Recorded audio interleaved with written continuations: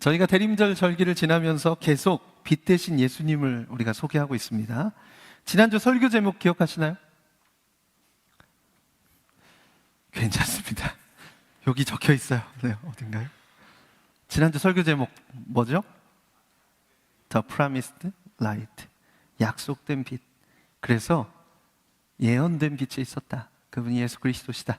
우리가 지난주에 함께 나눴습니다. 그 두 번째 시간으로 오늘은 The Coming Light, 세상에 오신 빛이라는 제목으로 하나님의 말씀 증거하겠습니다. 마태, 마가, 누가, 요한복음, 이렇게 4개의 복음서를 묶어서 사복음서라고 부릅니다. 이 사복음서는요, 모두 다 예수님에 대한 이야기로 시작돼요. 그 중에서도 마태, 마가, 누가복음 이렇게 3개를 묶어서 공관복음이라고 부릅니다. 같은 관점으로 기록된 복음서라는 뜻이에요. 공관복음은 예수님의 이야기를 시작할 때 인간적인 관점에서 시작합니다. 예수님의 육신의 족보, 베들레헴에서의 탄생 사건, 세례를 받으시는 장면, 이런 장면들로 시작합니다. 이것은요, 역사의 시간 속에서 예수님의 시작을 보여주는 거예요. 역사에 흐르는 시간 속에 예수님이 등장하시는 거예요. 그래서 그 이야기는요, 이 땅에서부터 시작돼요. 그런데 오늘 우리가 읽은 이 요한복음은 완전히 다른 방향에서 시작합니다. 예수님의 이야기를 땅에서 시작하지 않고 하늘에서부터 시작해요. 아니, 하늘조차 넘어서서 태초 이전, 그러니까 시간이 만들어지기 전, 아무것도 존재하기 전으로 거슬러 올라가요. 오늘 우리가 읽은 본문 1절에서 3절을 우리 한 번만 같이 더 읽어볼 건데, 읽어보실 때 조금 천천히 한번 읽어보겠습니다. 같이 읽겠습니다. 태초에 말씀이 계시니라. 이 말씀이 하나님과 함께 계셨으니 이 말씀은 곧 하나님이시니라. 그가 태초에 하나님과 함께 계셨고 만물이 그로 말미암아 지은 바 되었으니 지은 것이 하나도 그가 없이는 된 것이 없느니라. 아멘. 요한복음은요, 예수님에 대한 설명을 우주의 첫 순간부터 시작해요. 스케일이 다르죠? 스케일이 달라요. 아니, 도대체 예수님 누구시길래 예수님을 소개하는데 우주의 시작에서부터 그 설명을 시작하고 있는가? 여기서 태초는요, 세상의 시작을 의미합니다. 그런데 이것은 단순한 시작이 아니고요, 기원, 근원, 이것을 의미해요. 요한복음은 예수님을 말씀이라고 소개하고 있습니다. 태초에 말씀이 있었는데 그분은 하나님과 함께 계셨고 또한 그분은 하나님이시다. 그리고 만물이 그로 인하여 지음받았다. 이거 알듯 말듯 하죠. 이게 도대체 무슨 말씀이야? 말씀이 하나님과 함께 계셨고, 그런데 하나님과 함께 계셨던 그 말씀이 하나님이시고, 그런데 세상은 그로 말미암아 지음바 되었다. 여러분, 이것이 의미하는 바가 무엇일까요? 요한복음이 소개하는 이 말씀은요, 창조 이전에 이 말씀이, 그분이 존재하고 있었다는 것을 밝히고 있는 것입니다. 말씀이 먼저 존재했고, 그리고 창조가 그 이후에 이루어졌다는 것입니다. 그래서 태초에 라는 표현은 단순히 세상이 시작된 그때를 가리키는 것이 아니고요, 시간 자체가 존재하기 이전부터 계신 그 영원성을 나타내는 표현입니다. 그 한 단어에 굉장히 함축적인 의미가 담겨 있는 거예요. 앞서 말씀드린 것처럼 요한복음은 땅에서부터 시작하는 예수님의 기원을 설명하지 않아요. 요한복음에서 예수님이 언제, 어떻게, 어디서, 누구에게 태어나셨는가, 이게 별로 중요하지 않습니다. 그럼 무엇이 중요한가? 바로 그분의 본질입니다. 예수님은 본래 어떤 분이셨는가, 이것을 얘기하고 있는 거예요. 그래서 이렇게 말씀합니다. 그러니까 이것을 이렇게 해석하면 좋아요. 예수님은 베들레헴에서부터 시작된 분이 아니다. 예수님이 세례를 받으실 때부터 주목을 받았고 그때부터 능력이 생겨난 분도 아니다. 그분은 태초 이전부터 하나님과 계셨던 분이고, 그리고 하나님 자신이신 분이다. 여러분, 이 말씀은 예수님이 누구신가? 라는 질문에 가장 궁극적인 대답을 해주는 선언입니다. 그분이 어떤 존재인지를 선언해서 알려주는 것이 요한복음의 출발이에요. 오늘 그 우리가 출발을 읽은 것입니다. 그렇다면 우리가 이 본문을 읽고 마땅히 이런 질문을 해봐야 돼요. 그 영원하신 말씀이, 아니 그렇게 대단하고 창조주이시고 시간 이전부터 계셨고 태초 이전에 계셨던 그분이 왜 인간의 몸을 입고 이 땅에 오셨는가? 왜 오셨는가? 여러분, 이 질문에 대한 그 대답이요, 우리가 읽은 요한복음 1장 1절에서 14절에 기록되어 있습니다. 이것을 아는 것은 굉장히 중요해요. 나하고 상관이 있거든요.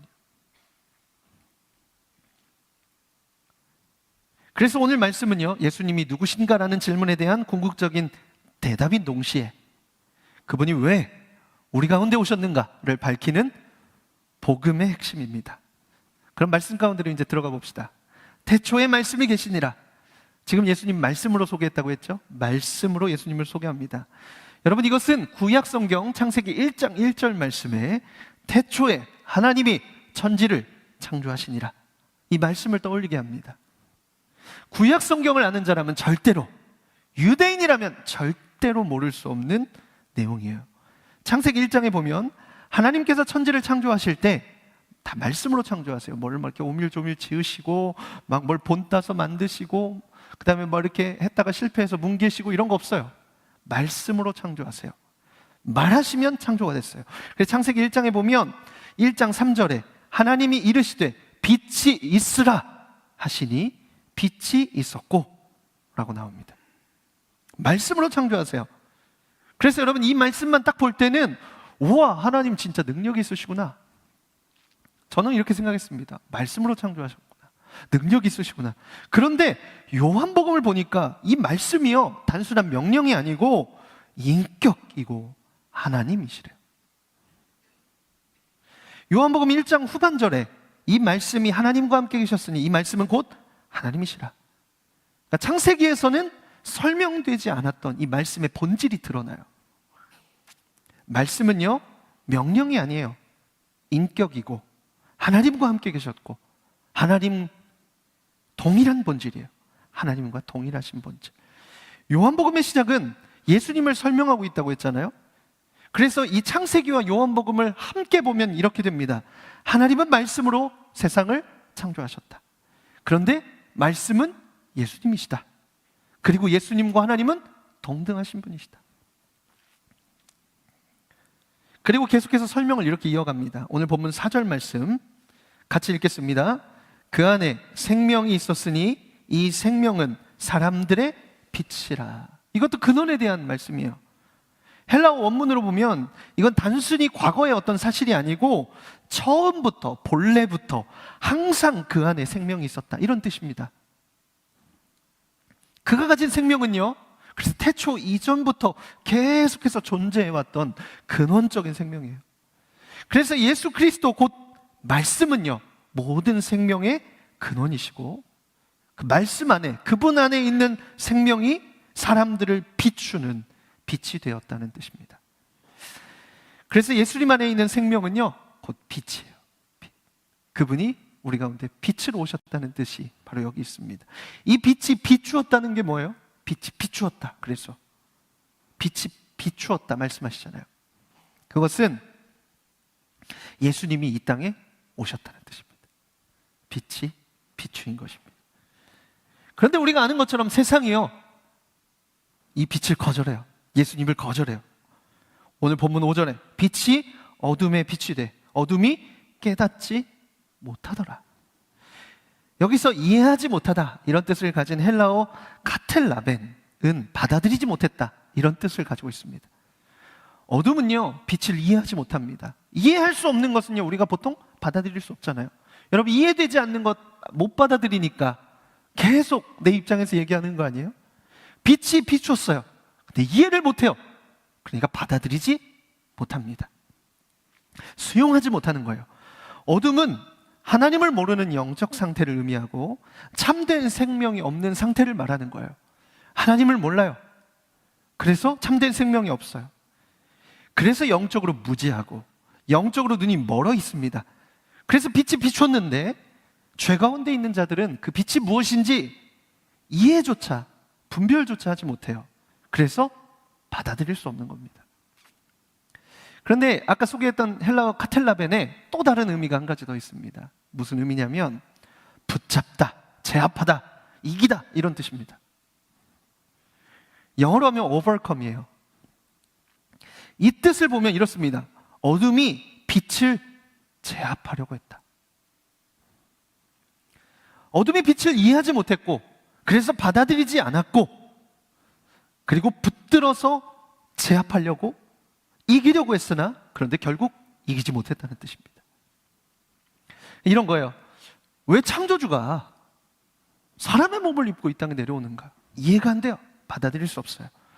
왜 당장 그러면 찾아와서 로마를 무너뜨리지 않는가? 왜 내 당장에 먹고 마실 걸 채우지 않는가? 왜 내 질병을 고쳐주지 않는가? 내 기대를 충족시키지 않는가?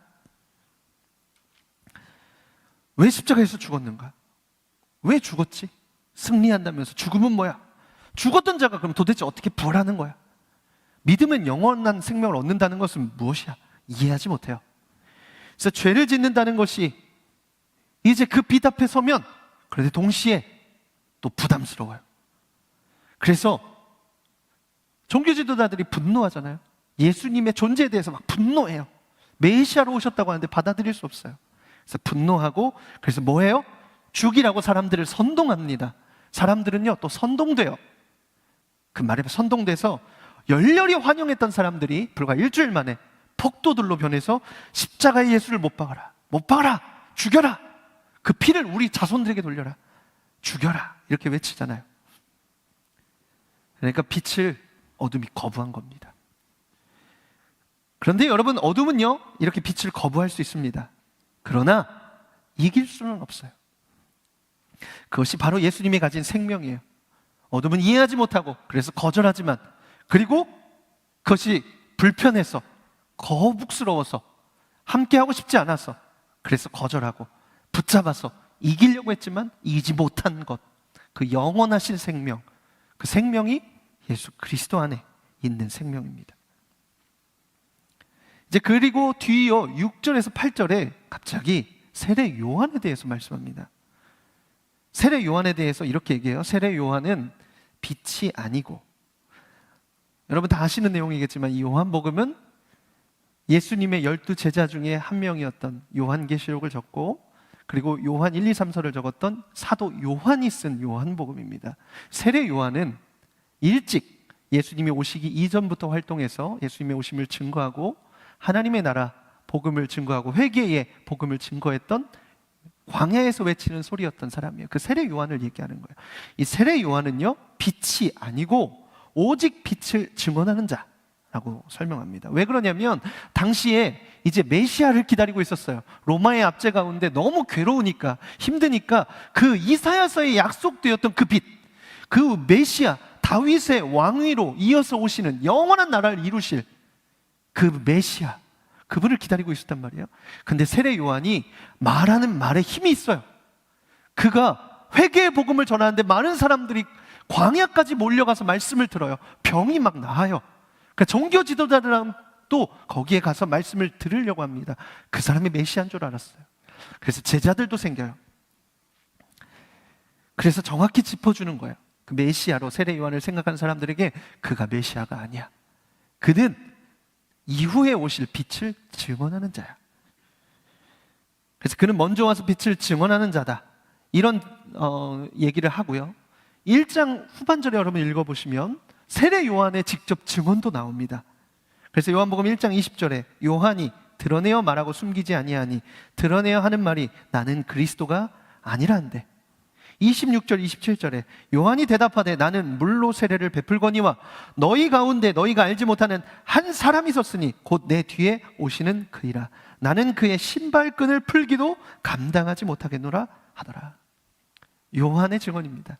그래서 요한의 역할은요 길잡이고 표지판 같은 역할입니다. 오해하지 말아라, 이런 말씀하는 거예요.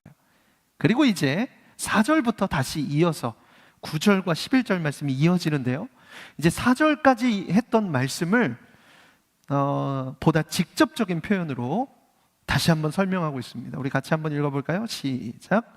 참 빛 곧 세상에 와서 각 사람에게 비추는 빛이 있었나니 그가 세상에 계셨으며 세상은 그로 말미암아 지은 바 되었으되 세상이 그를 알지 못하였고 자기 땅에 오매 자기 백성이 영접하지 아니하였으나. 앞서 한 얘기를 더 구체적으로 자기 백성에게 오셨고 자기 땅에 오셨는데 거절했다는 거예요. 영접하지 않았다 이렇게 말합니다. 여러분, 여기서 영접하지 않았다는 이 의도적인 거절은요, 어둠의 본질이 더 명확하게 드러나는 표현입니다. 여러 가지 이유로 이해할 수 없어서 불편해서 거절했다는 거예요. 그런데 영접한 자들도 있습니다. 그 빛을 받아들이고 환영한 자들도 있어요. 그래서 이 근원적인 생명, 이 빛을 영접하면 어떤 일이 일어나는가 이렇게 쓰여 있습니다. 본문 12절에서 13절 말씀 우리 같이 읽겠습니다. 영접하는 자, 곧 그 이름을 믿는 자들에게는 하나님의 자녀가 되는 권세를 주셨으니 이는 혈통으로나 육정으로나 사람의 뜻으로 나지 아니하고 오직 하나님께로부터 난 자들이니라. 아멘. 여러분, 이 말씀이요 바로 구원의 본질입니다. 영접하는 순간 일어나는 변화가 있는데요, 그 변화는 존재적인 변화예요. 하나님의 자녀가 되는 변화입니다. 여러분, 이것은 조금 더 나은 사람이 되는 그런 변화가 아니에요. 막 조금 더 용기가 생기고 조금 더 착해지고 조금 더 잘 인내하고 조금 더 말씀을 알고 이런 정도의 변화가 아닙니다. 완전히 새로운 존재가 되어진다는 변화예요. 창조주의 자녀가 된대요. 태초 이전에 계셨고 말씀으로 창조하셨던 그분의 자녀가 되는 변화예요. 하나님의 자녀가 된다는 것은 그래서 이렇게 설명하죠. 인간의 혈통으로나 육체의 노력이나 인간적 의지나 결단으로 되는 것이 아니다 라고 분명하게 말씀하고 있는 거예요. 이것은요 하나님의 전적인, 하나님이 주시는 전적인 은혜, 거기에 어떤 것도 개입할 수 없는 온전히 전적인 은혜로 주어지는 것입니다. 그래서 여러분, 자녀됨은 어떤 성취로 얻는 게 아니잖아요. 여러분, 여러분 어머니, 엄마, 아빠, 부모님의 자녀됨을 막 어떤 성취로 이루셨습니까? 태어나기 위해서 막 누군가를 막 지치고 더 막 암기 잘하고 막 이래서 뭔가 점수를 많이 받아서 선택돼서 야! 이러고 태어나셨어요? 아니에요. 그냥 존재적으로 주어지는 것입니다. 그래서 자녀됨은 어떤 성취가 아니에요. 제가 이전에 아주 인상 깊게 본 한 프로그램이 있습니다. 그냥 한 번의 이제 기획이었는데 신혜라 차인표 씨가 입양을 했어요. 자녀가 하나가 있고 2명의 딸을 입양을 했는데 이제 그 입양한 그 차인표 미국에서 이제 다른 입양한 가정들하고 같이 교제하는 내용을 담은 거예요. 근데 이제 얘기를 하다가 이제 본인들도 그렇지만 거기 입양한 부모님께 물어보는 거예요. 왜 입양하셨냐? 아니 그 자기 자녀들도 키우기 힘든데 입양하신 이유가 무엇입니까? 그랬더니 이렇게 대답했어요. 뭐라고 대답했냐면, 내가 입양하면 그 아이의 세상이 달라집니다. 나는 모든 사람이나 세상을 바꿀 수는 없어도 한 아이의 세상을 바꿔줄 수는 있겠더라고요. 그래서 입양했다는 거예요. 그 아이의 빛이 되어준 거예요. 그 두 사람이. 너무 위대한 결정이죠. 한 명이 아니에요. 4명을 입양한 그런 분이셨습니다. 그런데 그 아이가 똑같은 얘기를 해요. 나중에 이제 다른 데 가서 얘기하는데, 내 부모님을 따라서 집에 왔을 때 내가 비로소 이 가족의 구성원이 됐다는 걸 느낄 때 세상이 바뀌었대요. 내 세상이 바뀌었다. 여러분, 성경은 우리를 하나님의 양자 되었다 이렇게 표현해요. 어댑션. 입양된 거예요. 입양되었다. 여러분, 오늘 그 본문이 이 말씀을 하고 있는 겁니다. 친자가 아니에요. 여러분 오해하지 마세요. 여러분은 친자가 아닙니다. 충격받으셨나요? 다리 밑에서 주워온 자들이에요. 다. 혈통적으로 여러분이 예수님의 올라가면 예수님이 형님이고 그렇지 않아요. 친자는 예수님이에요. 우리는 다 양자예요. 입양받은 자들이에요. 그런데 입양되었더니 아버지가 하나님이에요. 존재가 바뀌는 겁니다. 삶의 빛이 임한 거예요. 세상이 바뀌어요. 여러분, 그것은요 하나님의 결정이신 거예요. 하나님의 선물입니다. 그래서 우리가 해야 하는 것이 있다면 받아들이는 거예요. 내가 입양되었다는 사실. 그것을 뭐라고 말해요? 영접하면, 이 영접은요, 받아들이는 거예요. 온전한 수용을 하는 거예요. 집에 와서 밥을 먹으면서 막 불안해요. 내일 다시 내가 있던 곳으로 돌아가진 않을까? 내일 뭐가 짐 싸놓으면 여행 가자고 짐 싸놓은 짐을 보면서 저거 여행 가자고 해놓고 나를 갖다 버리는 거 아니야? 여러분, 이렇게 의심하는 게 아니고 받아들이는 거예요. 나는 이 집의 가족이 되었어. 온전한 수용을 의미하는 겁니다. 그런데 여러분, 이 영접을 어떻게 하는 것일까요? 이 영접 도대체 어떻게 한다는 것인가? 우리 14절, 본문 14절 말씀 함께 같이 읽겠습니다. 말씀이 육신이 되어 우리 가운데 거하심에 우리가 그의 영광을 보니 아버지의 독생자의 영광이요 은혜와 진리가 충만하더라. 여기서 거하신다 이렇게 나오잖아요. 말씀이 육신이 되어, 그 말씀이 육신이 되어 우리 가운데 거하시다. 여기서 거하신다는 헬라어 쉐케논, 이 쉐케논은요, 장막을 치다, 장막에 거하다 이런 뜻이에요. 장막에 머무르는 것입니다. 구약 성경에 보면 이 장막, 곧 회막과 성막은 굉장히 중요한 의미를 가지고 있어요. 출애굽기에 이스라엘 백성이 하나님의 말씀을 따라 성막을 짓습니다. 아주 그 규격과 방식을 하나님 말씀하신 그대로 지어요. 그리고 출애굽기 40장에 보면 성막이 딱 지어졌을 때 이제 하나님의 영광이 장막에 충만했다라는 말씀이 나옵니다. 그래서 모세조차 그 충만한 하나님의 영광의 임재 앞에 장막에 들어갈 수 없었다고 말씀해요. 그 장막에 임하신 하나님의 영광, 쉐키나, 이 쉐키나가 바로 하나님의 임재입니다. 신약 성경 히브리서 8장에 보면요, 이 성막을, 하나님의 영광이 임재했던 그 성막을 그림자라고 말해요. 그림자. 성막이 그림자래요. 그러니까 모형이에요. 모형이 있으면 여러분 실체가 있죠. 그림자가 있으면 이 그림자가 보일 수 있는 실체가 있잖아요. 실체가 있어서 그림자가 생기는 거잖아요. 여러분, 성막의 실체는요, 예수 그리스도이십니다.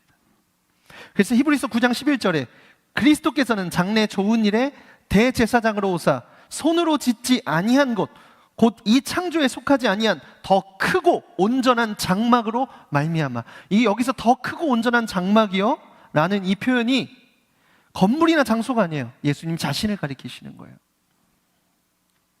요한복음에서 사도 요한은 의도적으로 이 출애굽기의 장막을 소환한 거예요. 그냥 임하셨다가 아니라 거하신다 이렇게 말하는 거예요. 그래서 이제 실제이신 예수님의 거하심을 말씀하고 있는 겁니다. 그러니까 빛이 비추는 건 어떤 추상적인 게 아니에요. 임하시는 거예요. 근데 그 임하심, 그것을 우리가 환영하는 것이죠. 영접하는 것입니다. 그래서 거하시다, 이 슈케노는 장막을 치시는데 성막에 임하신 하나님의 영광같이 이제 우리 안에 거하신다는 뜻입니다. 그래서 예수님을 영접한다는 것은 여러분, 마음에 모셔드리는 거예요. 여러분, 이렇게 가슴에 손을 한번 대보시겠어요? 한 번만 따라해 주시겠어요? 마음에 모셔드린다. 여러분, 이따 기도하실 때 가슴에 손을 얹으시면 주님, 제 마음에 모셔드립니다, 이렇게 우리가 기도할 거거든요. 그때 여러분, 예수님을 마음에 모셔드리기 원하시는 분들은 가슴에 좀 손을 얹으시고 기도하시면 좋겠습니다. 마음에 임하시는 거예요. 마음에 모시는 것, 그것이 영접입니다. 생명이시며 빛이시며 인격이신 그분을 마음에 모시는 거예요. 영접은 예수님이 우리의 마음의 문에 그 문을 열고 들어오시는 사건입니다. 그것이 바로 거하십니다. 이것은요, 삶의 어느 주변, 언저리 이런 곳에 모시는 것이 아니고 삶의 중심으로 받아들이는 거예요. 여러분, 철학적으로, 윤리적으로, 종교적으로 예수님을 받아들일 수 있죠. 그렇게 생각할 수 있어요. 여러분, 그렇다고 해서 존재적인 변화가 일어나는 것은 아닙니다. 그런 어떤 관념으로서의 예수님을 받아들이는 거라고 오해하시면 안 돼요. 예수님을 하나님의 아들로, 그러나 동시에 참 하나님으로, 그리고 성육신하신 말씀으로, 구원자로, 나의 주님으로 받아들이는 것을 영접이라고 합니다. 이건 전적인 동의예요. 이 영접은 예수님을 주인으로 모셔드리는 거예요. 삶의 통치권을 내려놓고 인생의 방향을 맡기고 나의 기준이 아니라 그 말씀을 기준으로 살아가는 것, 그것이 영접입니다. 그래서 오늘 말씀해 보니까 영접은요, 곧 믿음이래요. 영접하는 자, 곧 그 이름을 믿는 자들에게는, 영접은 곧 그 이름을 믿는 거예요. 그 이름을 믿는 자에게는 그 존재를 믿는 것입니다. 이름에는 존재가 담겨 있잖아요. 예수 그리스도, 그 이름을 믿는 것입니다. 그래서 영접은 우리를 향하신 전적인 은혜에 대한 수용적인 반응이에요. 그렇게 되므로 내 삶의 주인이 나에서 내 안에 오시는 예수님으로 바뀌어지는 것입니다. 그렇게 거하심을 경험하면요, 그때 보게 되는 것이 영광, 곧 아버지의 독생자의 영광을 보고 은혜와 진리가 충만하게 되어진다라는 말씀입니다. 여러분, 제가 보니까 여기까지 너무 잘 따라오셨어요. 옆 사람 격려하면서 이렇게 한번 물어보세요. 다 이해한 거 맞지? 네, 여러분 다 이해하셨죠? 네. 여러분, 때로는 조금 단단한 음식도 씹어 먹을 수 있어야 됩니다. 좀 어려워도 여러분, 예수님이 누구신가, 이 진리에 대해서 여러분 우리가 한 번에 이해한다고 하는 것이 좀 어려울 수 있죠. 여러분 너무 잘 이해하고 오고 계십니다. 성령께서 여러분에게 이 말씀을 이해하게 하시는 것을 조명하심이라고 해요. 성령의 역사하심 중에 위로하심, 격려하심, 그리고 이렇게 견책하시고 꾸중하시고 책망하시고 이런 것도 있다면 조명하심, 하나님의 말씀, 그 말씀이신 예수 그리스도를 이해할 수 있도록 마음에 있어 역사하시는 것을 빛이 이렇게 비추는 것처럼 조명하신다. 근데 말씀을 들을 때 그래서 항상 성령님께서 일하고 계세요. 조명하고 계십니다. 여러분 너무 염려하시지 않아도 돼요. 우리가 로마서 묵상할 때 로마서 10장 17절에 그러므로 믿음은 들음에서 나며 들음은 그리스도의 말씀으로 말미암았느니라, 이런 말씀 우리가 읽었잖아요. 하나님의 말씀은 우리가 듣는 것에서부터 시작하는 겁니다. 그럼 믿음이 생기고요, 그리고 그 이름을 믿을 때 예수 그리스도가 누구신지를 우리가 존재적으로 경험하는 일이 생기는 거예요. 그렇게 예수님을 이제 우리가 더 잘 알기 위해서 이 말씀 앞에 꼭 해야만 하는 질문이 있습니다. 태초 이전에 계셨고 세상을 창조한 그 말씀이 왜 이 땅에 오셨는가? 그 말씀이 왜 우리 가운데 오셨는가? 여러분 왜 오셨을까요? 왜 오셨을까? 그냥 오셨다고 하니까 오셨나 보다, 우리가 그래서 감사합니다 이럴 수 있죠. 근데 여러분 이 질문에 어떻게 대답하시겠어요? 왜 오셨는가? 저도 아침에 이 말씀 다시 묵상하면서 내가 그렇게 대단한 사람이 아닌데, 나를 위해서 그 위대하신 분이 직접 오셔서 사람의 몸을 입으시고 그것도 막 대신 죽으셔서 그 일을 위해서 오셨다고? 왜 오셨지? 왜 오셔야만 했지? 오늘 말씀에 예수님이 왜 오셨는가? 그 적혀 있습니다.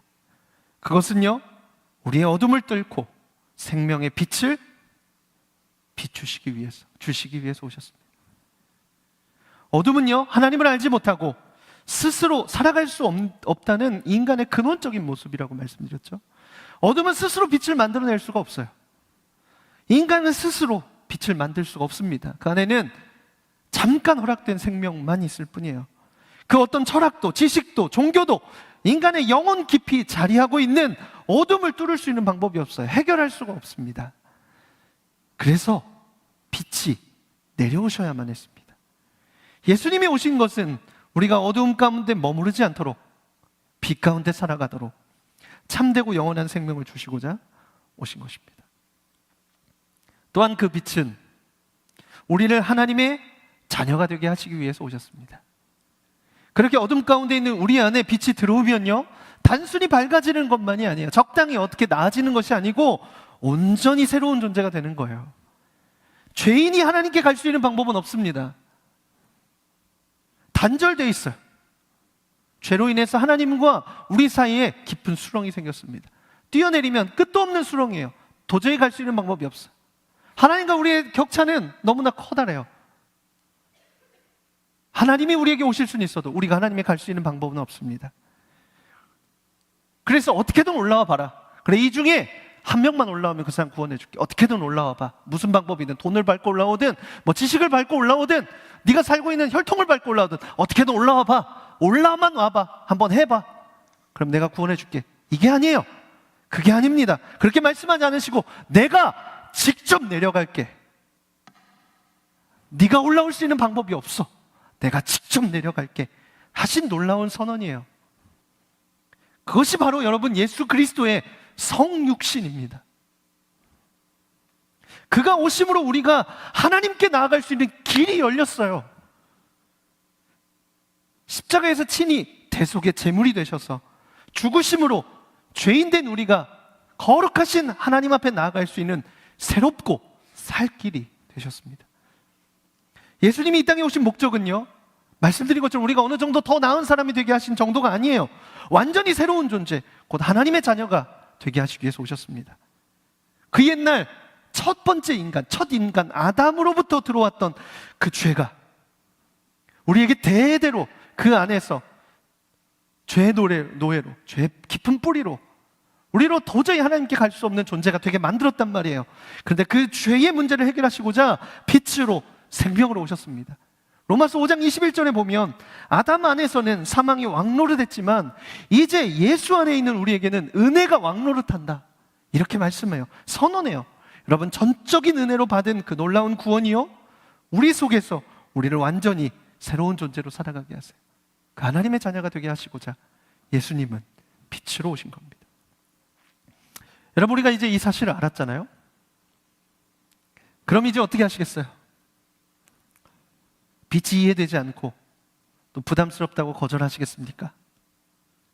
내게 생명을 주시고자 태초 이전부터 계셨고 말씀으로 세상을 창조하신 그 위대한 창조주가 연약한 피조물의 옷을 입고 심지어 대신 죽어서 죄를 해결하여서 어둠 속에서 건져내려고 오신 그 빛을 여러분 오늘 거절하지 않으시고 영접하시지 않겠습니까? 이 자리에 아직 예수님 인격적으로 만나지 못한 분들이 있으실 거예요. 오늘 영접하시기 바랍니다. 마음을 열어서 환영하시기 바라요. 우리가 할 수 있는 것이 아니에요. 당신의 어둠을 해결하시고자, 빛을 비추시고자 하늘의 영광 버리시고 사람의 옷을 입고 이 땅에 오신 분이세요. 그렇게 하려고 오셨어요. 열어드리시면 들어오십니다. 그러면 마음을 내어드리면 반드시 만나주십니다. 그 빛을 비추셔서 어둠을 몰아내시고 하나님의 자녀가 되는 완전한 새로운 존재가 되어주시는 경험을 하실 거예요. 여러분, 그게 회심이고 그게 거듭남이에요. 네, 그것을 경험해 보셔야 돼요. 그래서 경험하여 알게 되는 것이 예수님과의 인격적인 만남입니다. 오늘 영접하시기 바랍니다. 또 여러분, 이 자리에는 세상을 살아가면서 또 일상을 막 살아가면서 어느새 하나님의 자녀됨이 흐릿해지신 분들 계시죠? 예수님 인격적으로 만났고 나 하나님의 자녀야, 막 이런 기쁨과 감격과 그리고 담대함으로 살아갔었는데 어느새 하나님의 자녀된 그 자녀됨이 흐릿해지신 분들 계시죠? 네, 너무 삶이 치열해서 옛날에 그렇게 살 수 있을 줄 알았는데 어느새 또 1년을 살아보니 많이 무너진 내 모습을 보면서 그래서 하나님 자녀라는 거 머리로는 아는데 세상의 종으로 사람의 종처럼 살아가는 분, 휩쓸려가는 분들 계십니까? 사랑받지 못할까 봐 두려워하고 실패와 좌절 가운데 있고 늘 넘어지는 그 죄책감 가운데 둘러싸여서 스스로 정죄하고 세상과 사람의 평가에 흔들리고 있는 분들 계십니까? 여러분, 제가 명확하게 말씀드릴 수 있어요. 여러분, 하나님의 자녀이십니다. 여러분, 믿으십니까? 여러분, 하나님의 자녀예요. 비록 그럴지라도 자녀됨은요, 여러분, 증명하는 게 아니라고 말씀드렸잖아요. 증명하는 거 아니에요. 신분이에요. 정체성입니다. 이미 그렇게 바뀌었으면 어떤 모습이든지 하나님의 자녀이신 줄 믿으시기 바랍니다. 여러분, 그 정체성이 우리의 삶이 되는 거예요. 하나님이 나를 사랑하세요. 얼마나 사랑하셨던지 그거 증명하시려고 십자가에서 친아들을 대신 대속의 제물로 죽이시면서까지 그 사랑을 확증하셨다고 로마서에서 말씀하잖아요. 죄의 종으로, 세상의 종으로, 사람의 종으로 살아가는 것도 정체성입니다. 그런 정체성 가지고 우리가 살면 그렇게 살게 돼요.